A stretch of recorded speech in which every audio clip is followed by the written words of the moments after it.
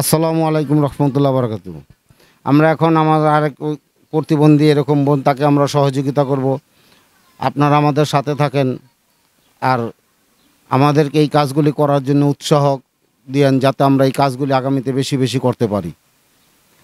আমার এই বোন এরকম প্রতিবন্ধী, তার এরকম চোখ নাই। বলেন, আপনি বলেন, কিছু বলতে চাইলে বলেন। যা মন চায় আপনার অন্ধ, আমার চোখ অন্ধ, প্রতিবন্ধী। আসলে কি মানুষকে আল্লাহ তাআলা এরকম কি সব মানুষকে আল্লাহ তাআলা সব কিছু দান করে না, কারণ তারা ঠিকমতো কথাও বলতে পারে না। তা আসলে সমস্ত কিছু আল্লাহর হাতে।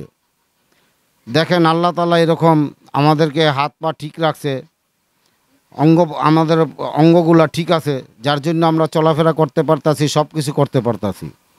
তো আল্লাহ তাআলা দেখেন, তাদের অঙ্গ প্রত্যঙ্গগুলো ঠিক নাই, আবার তারা ঠিকমতো কথাও বলতে পারে না। এই জন্য আল্লাহ তাআলার কাছে আমরা শুকরিয়া আদায় করি। আলহামদুলিল্লাহ, আল্লাহ তাআলা আমাদেরকে যে সুস্থ রাখছে এবং শারীরিকভাবে আমরা সুস্থ আছি এবং অঙ্গ প্রত্যঙ্গগুলো আল্লাহ তাআলা আমাদেরকে ঠিক রাখছে।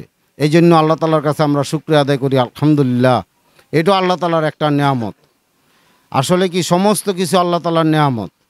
দেখেন, আমরা খেয়ে পরেও ঠিক আছি, হ্যাঁ, তো এটাও আল্লাহ তাআলার একটা নেয়ামত।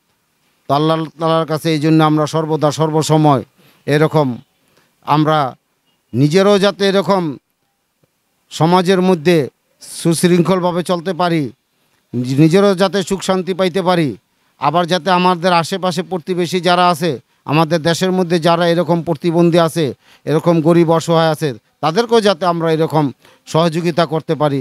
এটাও আমাদের ধর্মীয় দায়িত্ব, এটাও আমাদের একটা নৈতিক দায়িত্ব, যাতে আমরা এরকম আমাদের দেশে যে অবহেলিত মানুষগুলো আছে তাদের পাশে যাতে দাঁড়াইতে পারি, তাদেরকে যাতে সহযোগিতা করতে পারি। আসসালামু আলাইকুম রহমতুল্লাহ বারাকাতু। আমার এই বোনকে এখন আমরা এরকম কি করব, সহযোগিতা করব। আপনি বাইচা যেটা আপনার মন চায় ওইটা নেন, 3 পিস। হ্যাঁ, 3 পিস নেন। এটা এইখান থেকে যেটা আপনার মন চায় ওইটা নেন বাইচা, ঠিক আছে?